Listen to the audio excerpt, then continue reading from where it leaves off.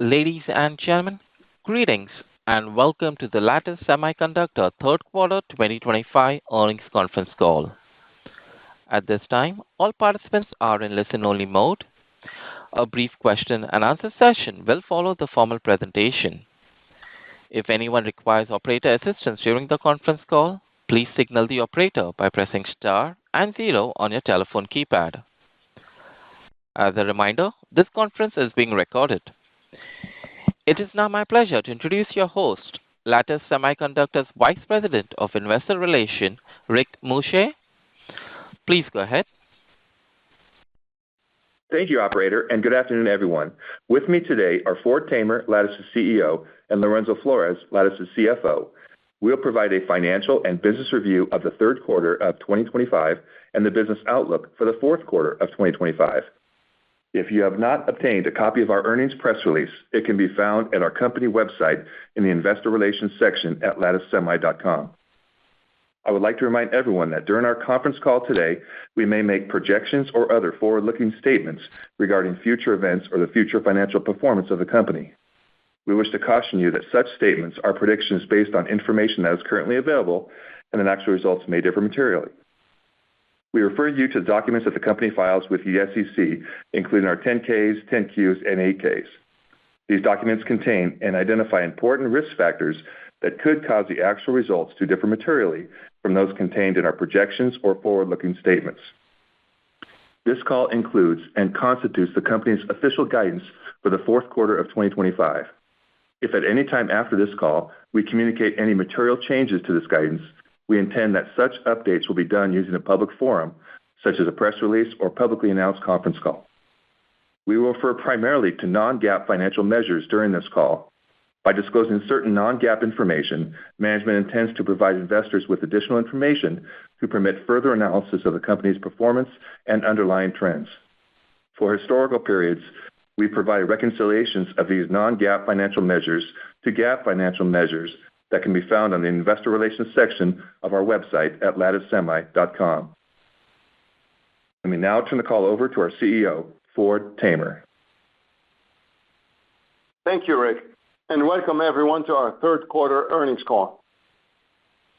As I mark my first year as CEO, I'm more confident than ever in Lattice's upward trajectory. Our strong Q3 performance and forward-looking guidance reflect the strengths of our strategy and execution.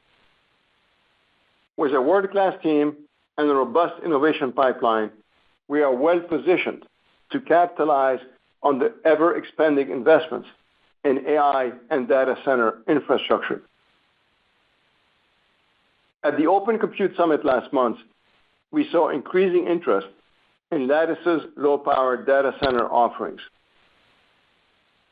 We also witnessed accelerated momentum for Lattice's security and board management solutions that we provide to hyperscalers, neocloud, and server and communications OEMs and ODMs. And at that same event, we demonstrated our leadership position in post-quantum cryptography, or PQC for short. I'm pleased to report that the adoption of Lattice's PQC technology is also accelerating due to the NIST requirement that systems be CNSA compliant. We exited Q3 with even higher confidence, demonstrated by new use cases for Lattice products across our core markets, as well as the acceleration of design wins, which are on pace for a record year in 2025. This momentum highlights our differentiated value proposition: low power, small size, fast boot time, and high reliability, and sets the foundation for rapid growth into 2026. In general, we continue to see data center investments expand across all players and applications in the AI infrastructure tsunami. Lattice is benefiting from a corresponding revenue growth, evidenced by increasing bookings now and into 2026. This is giving us increased confidence to invest further for growth in 2027 and beyond. We firmly believe that delivering above-average revenue growth is consistent with why our shareholders invest in Lattice. For Q3, we delivered revenue of $133.3 million, up 7.6% over Q2. This represents the highest sequential growth in more than 4 years. Our Q4 revenue guidance of $143 million at the midpoint equates to 22% year-on-year growth.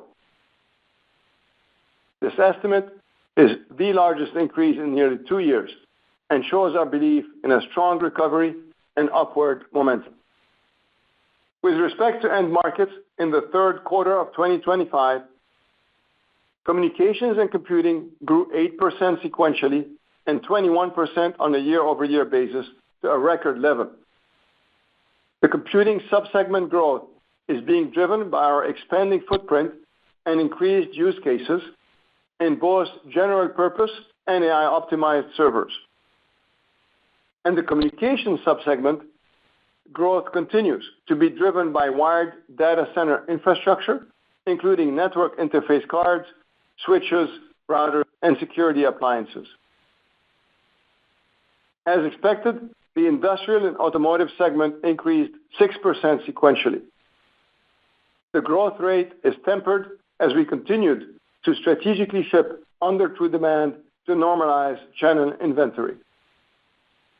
As we told you on prior calls, we are on track to normalize channel inventory by year-end, positioning us for renewed growth into 2026. We are confident that we're gaining share across smart factory, robotics, medical, and aerospace and defense applications based on customer feedback and design win activity. While we remain subject to macroeconomic and industry conditions, there are several factors fueling confidence in our prospects moving forward. Lattice's addressable market is growing due to the size of the infrastructure capital expenditures growing fast, our diversified position in the largest and fastest growing applications, growing attach rates, increasing average selling prices from our new products, broadening the application footprint of our small and mid-range FPGA portfolio, and finally, increasing AI usage. Taken together, we believe these dynamic factors are expanding dollar content for Lattice per customer system. We also continue to win with pre-Nexus, Nexus, and Avant products. Customers are consistently choosing Lattice over our competition, as evidenced by the growth in our design wins, which are on pace for a record in 2025. Revenue from our new products continues to grow at a strong rate, and we are on track to exceed our 2025 goal that we projected in prior earnings calls. Lastly, we estimate the percentage of AI usage across our products will be in the high teens in 2025 and mid-20% range in 2026. In summary, Q3 was a strong quarter marked by consistent execution and strategic progress. We remain focused on delivering differentiated innovation, deepening customer relationships, and driving long-term shareholder value. We have increased confidence in our outlook, led by our leadership position and ability to capitalize on the compelling opportunities in front of us to drive accelerating growth in 2026 and beyond. Let me now turn the call over to Lorenzo for a detailed review of our Q3 results and Q4 guidance. Lorenzo? Thank you, Ford, and good afternoon, everyone. We will begin with a brief overview of our third quarter 2025 financial performance, followed by our fourth quarter outlook. We are pleased to report that Lattice again delivered on expectations, with revenue, gross margin, and operating profit all in line with our outlook for the quarter. Revenue increased 7.6% quarter-on-quarter and 4.9% on a year-over-year basis to $133.3 million. Overall, this was the highest revenue we have attained in 5 quarters, and we are expecting continued growth in Q4 and in 2026. We set a new record for communications and computing revenue, which grew 21% year-over-year and 8% sequentially. We expect strong growth in this end market in Q4 and in 2026. Our gross margin expanded by 20 basis points quarter-over-quarter and 50 basis points year-over-year, 69.5% on a non-GAAP basis. This performance continues to reflect the durability of our business model and the value and differentiation our products provide for our customers. Non-GAAP operating expense was $53.9 million, in line with our guidance. OpEx was flat on a year-over-year basis. Roughly 4% sequential increase in operating expense reflects our strategy to invest in the products, infrastructure, and talent that will further strengthen our leadership position and enable us to drive accelerating growth. We have built confidence in our 2026 revenue expectations. Aligned with those expectations, this quarter we accrued stock-based compensation expense for PRSUs. This accrual was the primary driver of the increase in our GAAP operating expenses. Our non-GAAP operating margin expanded 150 basis points to 29%, and our EBITDA margin also increased 150 basis points to 35.6%. We delivered non-GAAP EPS of 28 cents, which was at the midpoint of our guidance and represented 17% growth on both a year-over-year and quarter-over-quarter basis. GAAP net cash flow from operating activities for the third quarter of 2025 increased to $47.1 million, up from $38.5 million in Q2, with a GAAP operating cash flow margin of 35.4%, up from 31.1% in Q2. Free cash flow in Q3 was $34 million, with a 25.5% free cash flow margin, up from $31.3 million and 25.2% in Q2. This remains a focus area for Lattice, and we expect to continue to generate strong free cash flow. We are achieving these levels of free cash flow while strategically investing in CapEx in support of our product roadmap and operational improvement projects. We are pleased with the continued improvement in industrial and auto channel inventory. We continue to track the plan and expect inventory normalization by the end of 2025. As we noted last quarter, comms and compute channel inventory has already normalized. Now let me turn to capital allocation. Our balance sheet remains strong. We remain debt-free and have ready access to capital to support both organic and inorganic growth opportunities, and we remain well-positioned to navigate macro uncertainty. Given our balance sheet strength and our business model, returning capital to shareholders remains a key component of our capital allocation strategy. During the quarter, we repurchased approximately $15 million of common stock under our existing buyback program. Through the first 9 months of 2025, we've repurchased approximately $86 million of common stock. We have $14 million left on our current authorization, and we will be reviewing our next authorization with our board of directors in December. Now, let me turn to our Q4 guidance. This guidance reflects the recovery of our business and sets the stage for continued growth into 2026. In Q4, we expect revenue to grow and be in the range of $138 to $148 million. At the midpoint, this represents revenue growth of 22% over Q4 of last year. This would be the highest year-on-year growth in nearly 2 years and is supported by the strongest booking patterns we have seen in at least 6 quarters. We expect gross margin to be 69.5%, plus or minus 1% on a non-GAAP basis. Non-GAAP operating expenses are expected to be between $54.5 million and $56.5 million. The income tax rate for Q4 is expected to be between 3% and 5% on a non-GAAP basis. Non-GAAP EPS is expected to grow to be between 30 cents per share and 34 cents per share. In closing, Q3 was another strong quarter for Lattice. We delivered results in line with our guidance, and we expect further acceleration given our position in high-growth markets. We are driving near-term operational improvements, investing to strengthen our leadership in small and mid-range FPGAs, and positioning the company for an even stronger 2026. Operator, that concludes our formal remarks. We can now open the call for questions. Thank you. Ladies and gentlemen, we will now begin the question and answer session. If you would like to ask a question, please press star and 1 on your telephone keypad. A confirmation tone will indicate your line is in the question queue. You may press star and 2 if you'd like to remove your question from the queue. For participants using speaker equipment, it may be necessary to pick up your handset before pressing the star keys. Ladies and gentlemen, we will wait for a moment while we poll for questions. Yeah, operator, this is Lorenzo. Operator, this is Lorenzo Flores at Lattice.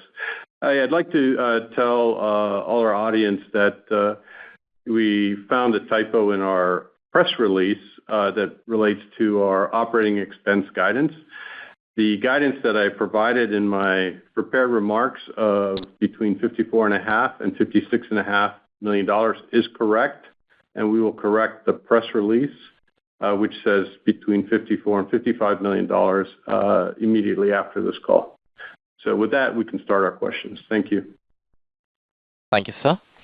We take the first question from the line of Kevin Garrigan from Jefferies. Please go ahead. Yeah, hey everybody, congrats on the results. So first question, you said you had increased confidence in your outlook for 2026.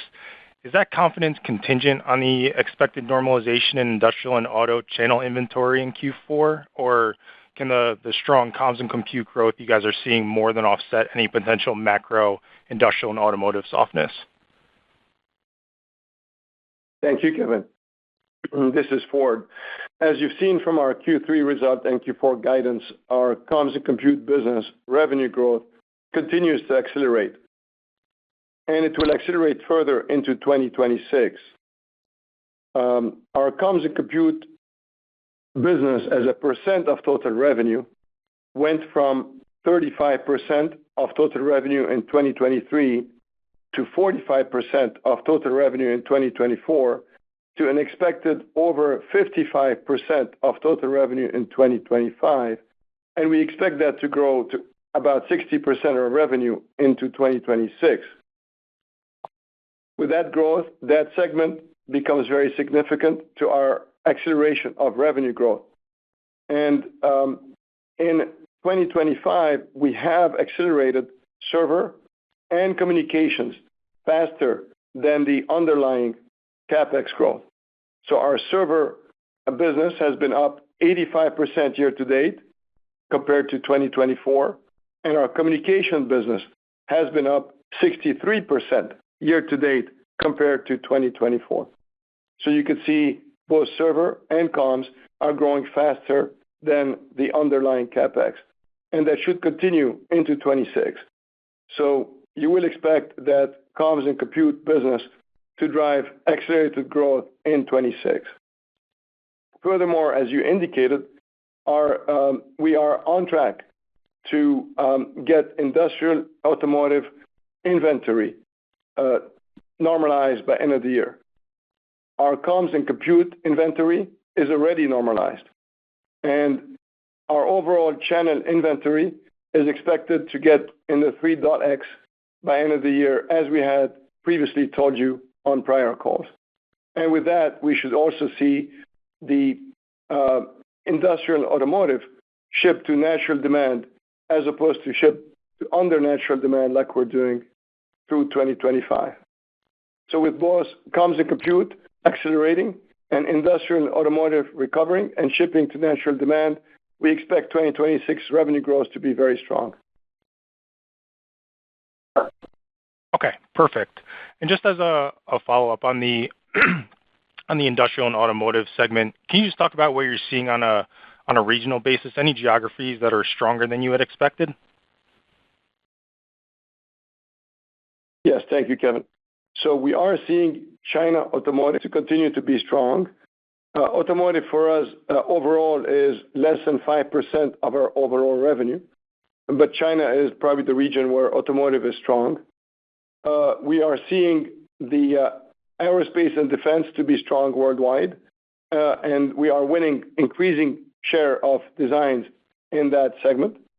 We are also seeing with physical AI a lot of design win activities with our companionship for physical AI across all the various segments, from industrial robotics to humanoids to automotive to medical, aerospace, defense, test and measurement, and all the various segments in industrial automotive. So we're pretty positive on where that segment is going to go into 26 and inflect even further into 27. Okay, perfect. I appreciate the color and congrats again on the results. Thank you. We take the next question from the line of David Williams from the Benchmark Company. Please go ahead. Hey, good afternoon. Thanks for letting me ask the question, and congrats on the real shift in your tone. And I guess maybe that's my first question is just around your confidence. Clearly, you outlined all the nice drivers there, but I guess what do you think has changed over the last 90 days that maybe has changed your confidence? It feels like that inventory is clearing up, and so you kind of talked about that last quarter, but just wondering if there's any demand issue or demand things that have changed driving that greater confidence. Yeah, no, great question, David. Thank you.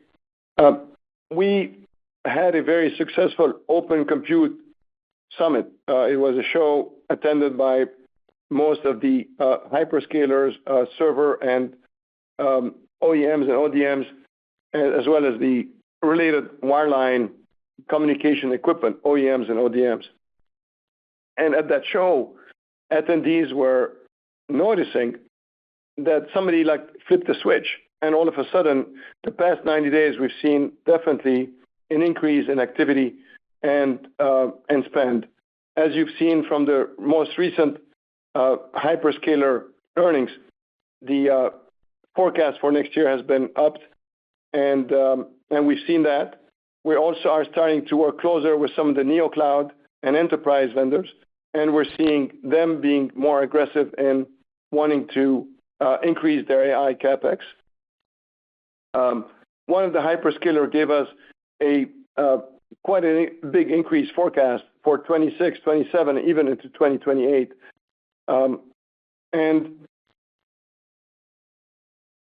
we're seeing our adoption as a companionship for some of these AI in both the data center and the physical AI accelerate. So, for example, on the cloud data center, we're seeing our adoption as companionship for CPU across x86 and ARM, AI accelerators from NVIDIA, AMD, Intel, hyperscalers, various accelerator ASICs across networking, across Broadcom, Marvell, Mellanox, and Cisco, security, board management, rack management, cooling, power management. As a companionship, the small and mid-range FPGA from Lattice are doing quite well, and we're being adopted at an accelerated pace. And we're seeing the same as a companionship on physical AI around sensors for like camera, LiDARs, radars, as well as various industrial and automotive applications. Yeah, I think, and really finally, let's repeat back what I said in my commentary. We've got the strongest book to bill that we've had in a year and a half or so, and it's booked into the first half of next year. So all the sentiment and enthusiasm that Ford has just described and the reasons for that are actually showing up in our orders. So we see not just the spirit, but the actual business coming. Great. A lot of great color there. Certainly appreciate that. And maybe just from the Avant platform, you talked about seeing growth across all, but just kind of curious if we can get an update on the Avant platform, how the design wins are trending there, and maybe what the expectations are for growth into 2026. Thanks. Yeah, both Nexus and Avant are doing quite well, as well as some of the pre-Nexus platforms as well. What we said in the past is that we believe that 2026 will be the year of Nexus and 27 will be the year of Avant. We see 2026 as being the year of the data center, with 27 being a big recovery in industrial automotive. Nexus seems to be more related to the data center, as Avant is more related to some of these mid-range application in industrial automotive. And so that's how we're seeing the revenue stagger over the next couple of years.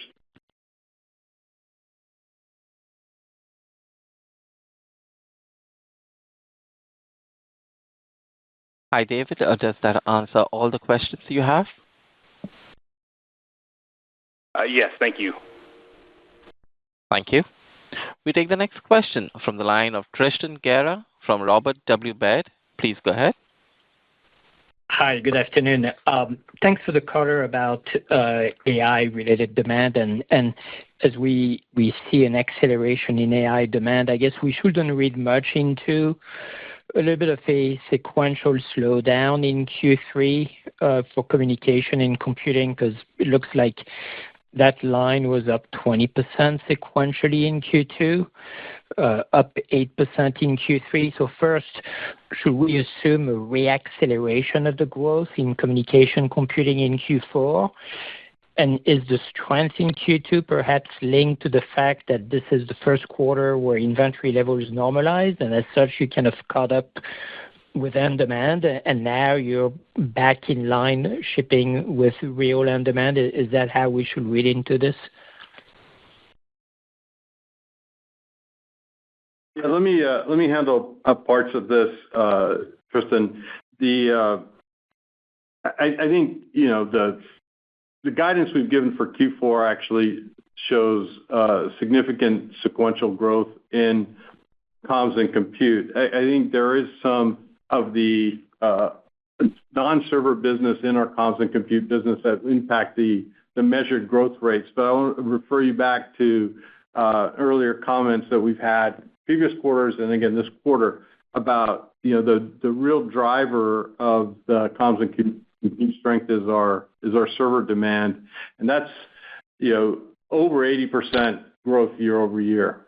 I think that's a very strong indicator of what's going to drive that. Now, that may not stay exactly that high, but the point is it's growing faster than hyperscaler CapEx by a significant amount, and it is showing the expanding footprint in terms of the design wins we have, the number of chips in the design, ASP for design, and we expect that to continue to grow, as David's question pointed out, as we go from generation to generation, from pre-Nexus to Nexus to Avant. So I think all those things point to a strong acceleration. So I don't think I would get too hung up on the couple decimal points on a quarter-to-quarter change. I think you think of the overall trajectory through time, and you see it's quite strong.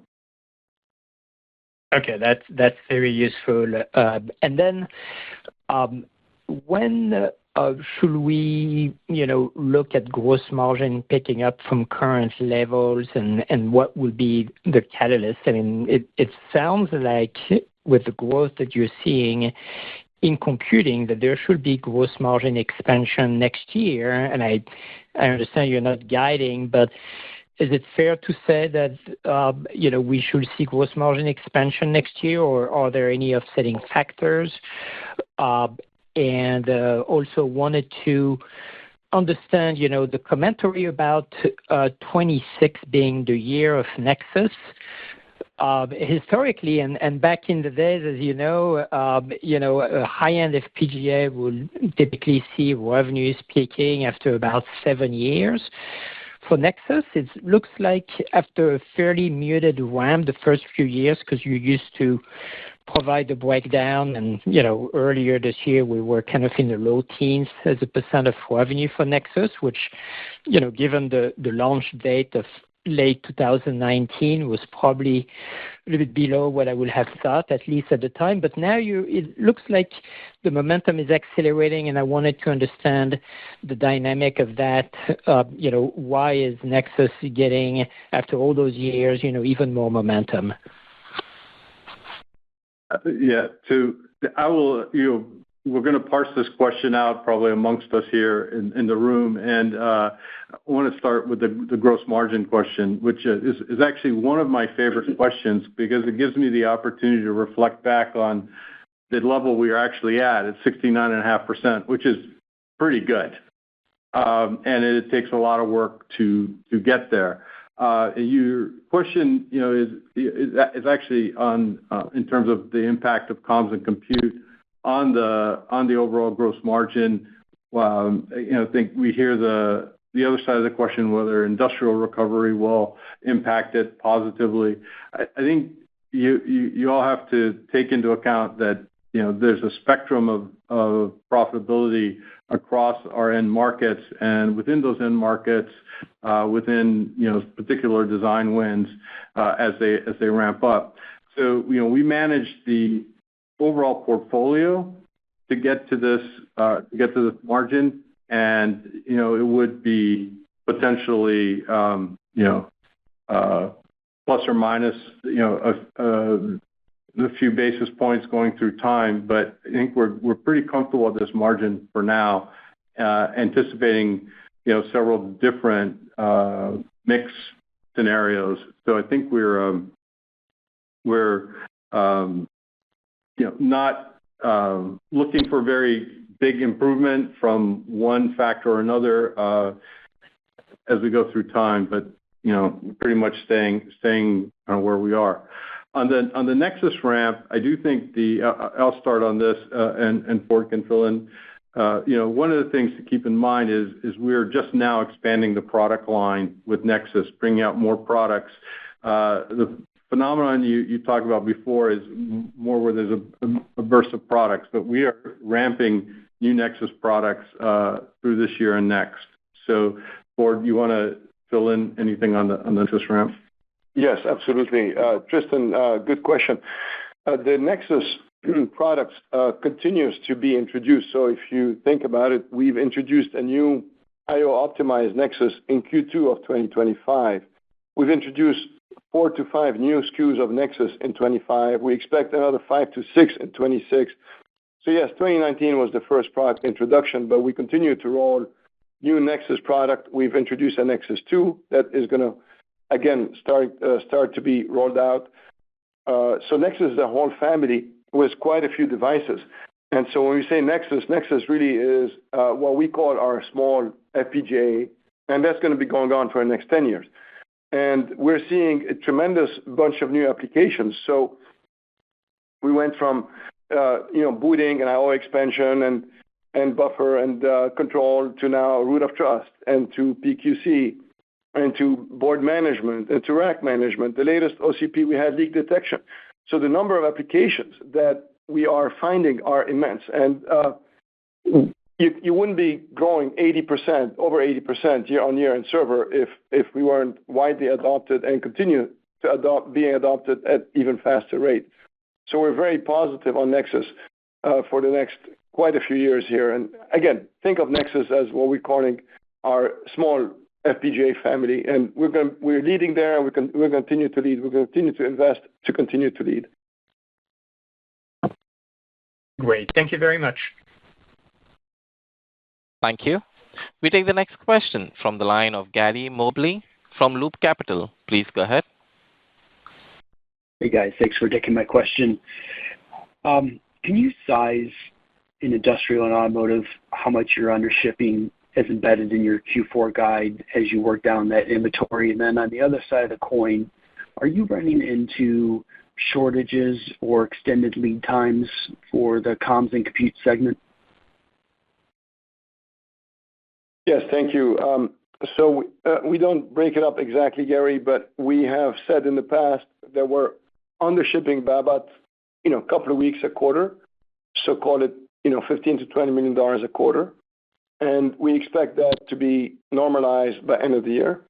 So you could see this being a headwind in 25, becoming a tailwind in 26. The lead time on the comms and compute are expanding, but we are on top of it and are very focused on making sure our customers get supply, and we have done a very good job so far. Yeah, we announced the extension of lead times a couple of months ago, actually, in August. And, in parallel, worked with both our suppliers and our customers to make sure that our deliveries were matching up. And so, we have the visibility from our order book to keep doing that. I think our customers have been satisfied with our delivery performance. And the extension of lead time is really actually helpful for us to plan the business and plan our loadings with suppliers. And as I indicated earlier, we now have good visibility into a very strong book of business going forward for the next 3 quarters at least, including Q4. As you think about your data center opportunity or sizing the served available market, do you use any sort of benchmark, like what your dollar opportunity is per gigawatt of, capital spending plans by the different hyperscalers, or maybe differently, your content per rack scale solution, all in GPU, CPU, networking? Anything there would be, that you can share would be helpful. Yeah, no, we do have that, Gary. We have an attach rate per server, attach rate per rack, attach rate per different companionship that we are. Like if we companionship to a CPU or a GPU or a switch or a NIC or storage or board management, these are all very different dollar per chip. So we have very detailed models. We obviously don't share those. What I can tell you is we're going to grow faster than CapEx. The CapEx is increasing fast, as you know, but we're growing faster because our attach rates are growing faster. The uses of Lattice FPGAs and these data center applications continues to expand. We're going to newer products like Nexus and Avant, hence a higher average selling price for these newer products. We have an increased AI server adoption, which again is driving higher content for Lattice. So overall, you could see we'll continue to grow faster than the underlying market. Appreciate it, guys. Thank you. Thank you. We take the next question from the line of Christopher Rowland from Susquehanna International Group. Please go ahead. Hey, guys. Thanks for the question. Ford, I wanted to go back to your comment about data center at 60% of total for next year. So I think previously, 60%, right? Sorry, CNC, yep. So I think previously you guys have said like 15 to 20% growth year over year. That in I&A inventories are normalizing by year end. I think you guys reconfirmed that. I would have thought that just as that normalizes for I&A, it would create a great deal of growth for next year. So I would have assumed I&A is growing here. I mean, there's 2 parts to that 60% comment that you made. CNC could be much higher, but also conversely, I&A could be much lower. And so I'm trying to balance that, to understand like what I&A growth could be next year. You also made the comment that next year is really the year of CNC and I&A is 2027. So I'm trying to read the tea leaves, particularly for I&A. Are you thinking it is a much more flatter year than perhaps we are? Hey, so let me start at the beginning and at the high level. you recall in my remarks, I said we're growing in confidence and with respect to our growth in 2026. And because of that, I had to make an accrual for some performance-based, revenue-based stock compensation. That threshold was 20% into 2026 from where we expect to end the year today at the midpoint of our guidance. So, that's where we are. And, Ford, do you want to add the color around the end markets? And hey, go ahead, or I can do it. Yeah, no. So, at the high level, Chris, I&A is expected to go back to growth next year. We think it would be in a sort of mid-single digit to call it 15% range. But the comms and compute could be more in the 20 to 40% range. So that's how to think about these two segments. Right. We wouldn't have the confidence in the growth if we were thinking we were highly dependent upon significant growth in industrial and auto, because that's more subject to the macro environment, and we are still working through the end of the year on the inventory. So when we looked out into 2026, we didn't want to drive our expectations assuming a bigger than mid-single-digit growth rate, as Ford said, in industrial and auto. Okay, excellent.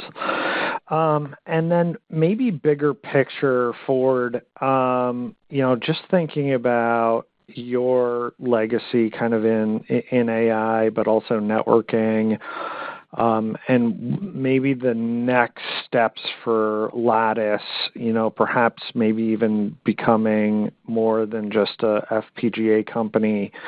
I think we've talked about putting hardened ARM cores into an FPGA before, but what about putting hardened Mach cores or an NPU into an FPGA, or building kind of a ASIC capability to guide some of your customers to FPGA into a hardened ASIC, or just any other thoughts on the next steps for this company and what you're exploring or thinking about, without, of course, mentioning the specifics. Yeah, look, we're very excited about where we can take Lattice into the future. On the hardened processing core, if you wish, we have adopted the strategy of being partners with microcontrollers and microprocessor companies. And we've had some very good success to date. The most recent customer meeting we had in Asia, we had NXP Semiconductor be there with us. We worked together at OCP, and the partnership with NXP is actually becoming quite strong, and customers quite like the two of us together. We're expanding it across others. So on the microcontroller, we're seeing interest from other players in that space to do the same. And you'll hear more partnerships in the future. So we do believe that on the processing side, whether it's microprocessor or microcontroller, you're going to see 1 + 1 = 3, where we'll be providing joint solutions to customers that leverage the best out of FPGA and these processor next to us. On where we're going to take this longer term, there's definitely quite a few discussions going on and exploration, but we're not ready to discuss at this point. We're being asked by customers to do some specific stuff that we're investing in, and that may be part of the increased investment into 2026 that Lorenzo has hinted to in his prepared remarks. So stay tuned on that. We'll have more detail as we go. Thanks, Ford. Thank you.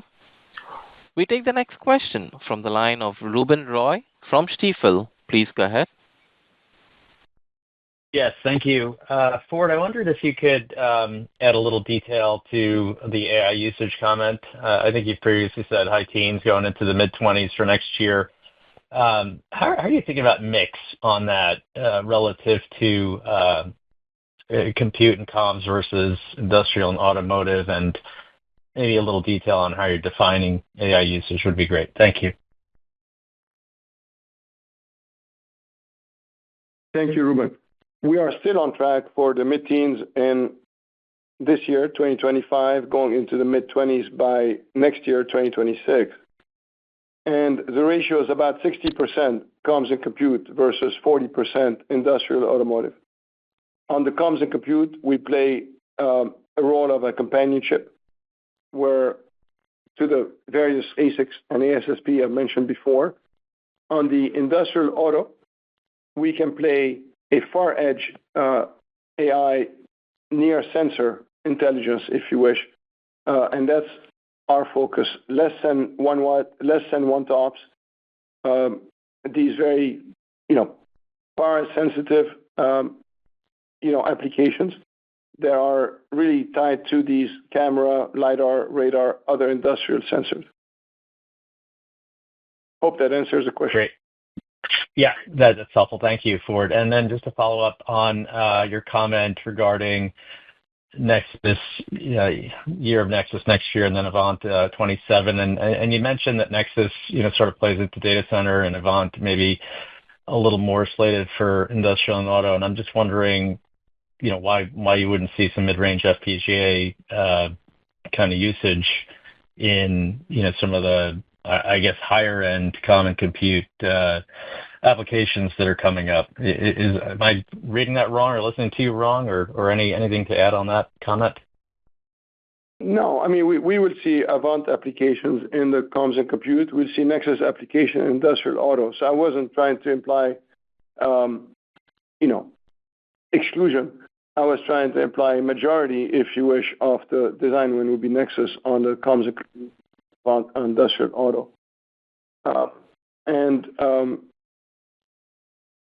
We, for example, had Ericsson at our developer conference, who was showing an Avant application.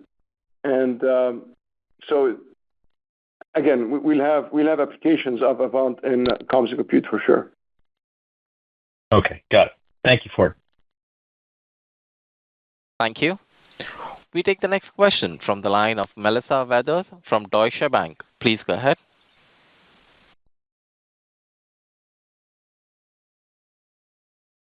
Melissa, please unmute from your end and proceed with your question. Since there is no response, we'll move on to the next question, which is from the line of Joshua Buchalter from TD Cowen. Please go ahead. Hey, guys. Thank you for taking my question. I guess I wanted to ask about some of the assumptions behind the growth rates you just talked about for 2026, or the revenue split, I should say. Any metrics you can give us on what would, or details you can give us on what would allow you to come in at the lower end versus the high end of the 20 to 40% range, given it's such a wide range, and maybe any details on how much a contribution you're expecting from general purpose versus AI servers. And then on the industrial and auto side, is that sort of assuming just shipping to normal seasonality with the 5 to 15% and no restocking? I'm trying to understand what's the sort of normalized sell-through for auto and industrial at this point, given all the volatility. Thank you. So I'm going to, Josh, I'm going to go kind of a little backwards on this.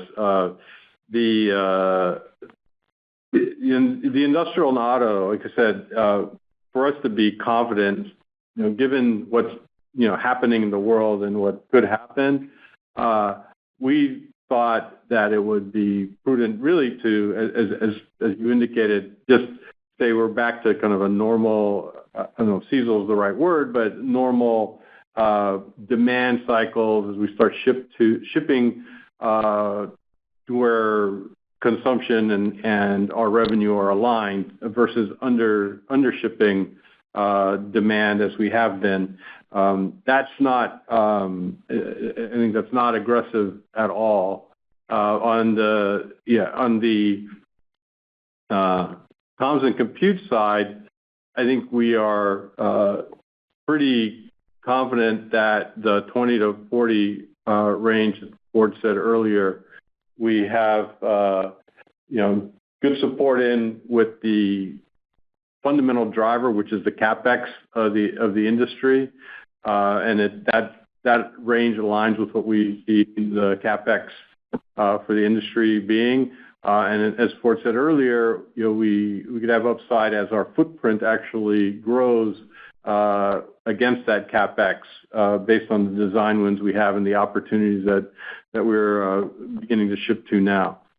So that's hopefully that answers your question. I think that AI mix, and Ford, this is something you can jump in and correct me if I'm wrong, the AI mix will continue to grow just as the nature of the prevalence of AI in the overall footprint in both comms and compute and industrial grows as well. We haven't broken that out separately. Is that helpful? Yeah, it was. Thank you. Appreciate all the color there. And then for my follow-up, I mean, you guys called out a bunch of different applications for companionship and use cases that you're seeing in both general purpose and AI servers. Could you maybe speak to which ones you're seeing the most traction for now and which ones you expect to grow more as Nexus and Avant product portfolio layers into the mix? Thank you. Yeah, Josh, I'm not sure we're prepared to break it up to such a level of detail by application. I think as Lorenzo was saying, what gives us confidence, if you see the overall CapEx expected to grow 20 to 30% next year, we expect to grow faster than that underlying CapEx. Hence the numbers that we're mentioning. I think it's time to break this down by application is beyond this call. We can discuss on the post calls if you like. Yeah. Sounds great. Thank you. Thank you. We take the next question from the line of Melissa Weathers from Deutsche Bank. Please go ahead. Hi, guys. Can you hear me now? Yes. Yeah. Okay, great. Sorry, I'm having some phone issues. Maybe my line needs more FPGAs. I guess, so sorry if I missed this in an earlier question, but you guys have been talking about PQC a lot. And I'm still a bit uncertain, how big that market could be. So could you just talk about, how big is that opportunity for you guys? Is it growing? What are you seeing? Just anything else on the PQC side? I mean, PQC is a big driver of our security adoption. We do believe we're ahead. It is being mandated in all systems right now. So we're, being designed in now into both comms and compute type of applications. And we haven't broken it up, Melissa. So again, I think we're probably not going to be ready here to break down percent of applications per use case on this call. Okay, got it. That's fair. And then on the pricing side, I just want to make sure, as we're kind of bottoming out in this semi cycle, are you seeing anything interesting on the pricing side, either from your industrial and automotive customers or maybe on the comms and compute side, a little bit more leverage? Just anything on pricing? So our pricing strategy is obviously to price to value, as you can tell by our gross margins. And as I said earlier in the commentary around gross margin, that varies a lot between the segments and within the segments between the different design wins, depending on how the customers are going to use it. We also have had consistently a strategy of working with our customers to provide a long-term value proposition. So we're not tactically taking advantage necessarily of certain demand trends because we think we're going to work a long time with these customers, and over time we'll get the full value of what we offer from our product set to these customers. So we do see at the same time, candidly, pressure from our suppliers based on demand, and we're managing through that on both sides of the supply chain with them and with our customers to mitigate the impacts of that. Thank you. Thank you. We take the next question from the line of Quinn Bolton from Needham & Company. Please go ahead. Hey, guys, I just want to come back to the auto industrial. That business has been running at about $50 million a quarter all year, and that's been very consistent. You've also said you've been under shipping by $15 to $20 million every quarter. So consumption feels like it's been very consistently. It's $65 to $70 million for the last 4 to 5 quarters. I guess I really struggle to see why would that drop to something in the $55 million range implied by your 5 to 15% guidance in 2026. That just seems like there's a massive change in the consumption level implied by your guidance.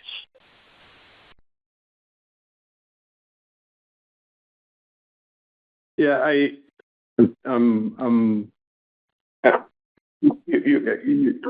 think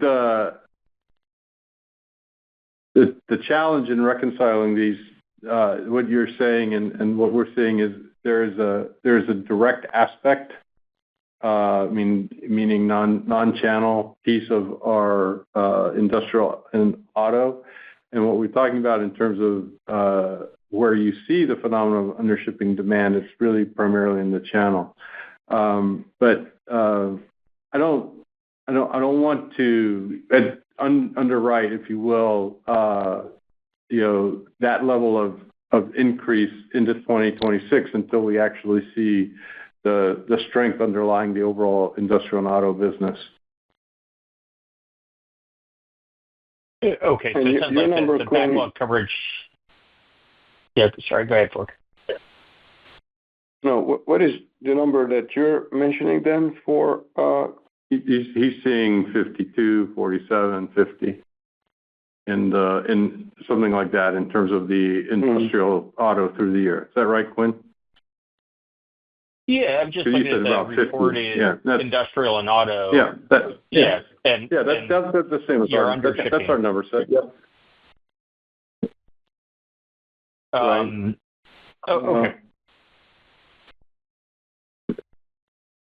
So answering your question, so your number for, well, maybe we should do this. Maybe we should do this reconciliation and after Paul, Quinn. Yeah, we can take it offline. The other question I had just on the comms and compute, guys, you talked about servers up over 80% year to date, and I think the comms up over 60% year to date. Yet, if I look at the total comms and compute in 25, even with a healthy increase Q on Q in December, kind of looks like you're going to be up, mid-20s for the year. And so it feels like there must be a portion of comms and compute that's down pretty substantially to bring the total bucket to mid-20s when I think the two biggest components of comms and compute, servers and wired comms, are growing, 3x faster. So we're like, what's the offset? Yes. Yeah, the offset is the client business. So we had a big client business last year that pretty much has disappeared now. So we've had a big headwind in the client business, Quinn, with three client OEMs. One large one and 2 medium-sized ones. Yeah. And that headwind disappears now. Yeah. Thank you. We take the next question from the line of Chris Myers from Rosenblatt Securities. Please go ahead. Hi, this is Chris Myers on for Kevin Cassidy, and thank you for taking my question. First, can you guys just share your current view on the automotive market right now? Are you guys seeing any inventories come down or any backlogs start to build up again? And then on the data center side, what's the trend that you guys are seeing in terms of your dollar content per traditional server versus AI servers? And then do these devices play different roles in the two different types of systems? Yes, on the AI server versus traditional server, we definitely have more content in AI servers because of the disaggregated nature of these servers. So So yes, and then on the auto, first, let's remind everybody that the automotive business is a very small part of our business, and what we see on a global basis is not there. We don't see any tailwinds there yet, except the place that seems to be moving the fastest is in China automotive. But again, that's a portion of our overall business, which is a small part of our overall industrial and auto business. So so that's what we see. We don't see auto strength anywhere but China. Got it. Thank you. Thank you guys very much. I appreciate you taking my question. Thank you. Yep. Thank you. Ladies and gentlemen, this concludes our question and answer session. I would now hand the conference over to Lattice Semiconductor's Vice President of Investor Relations, Rick Moshe, for closing comments. Yeah, thanks everyone for joining us today. We'll be attending the following investor events this quarter: the Stifel 2025 Midwest One-on-One Conference in Chicago on November the 6th, the AllianceBernstein 2025 Buy-Side Small and Mid-Cap Summit in New York City on November 18th, and then lastly, the UBS Global Technology and AI Conference on December 2nd in Scottsdale. This completes our call. Thank you very much for your participation, and have a good evening. Thank you.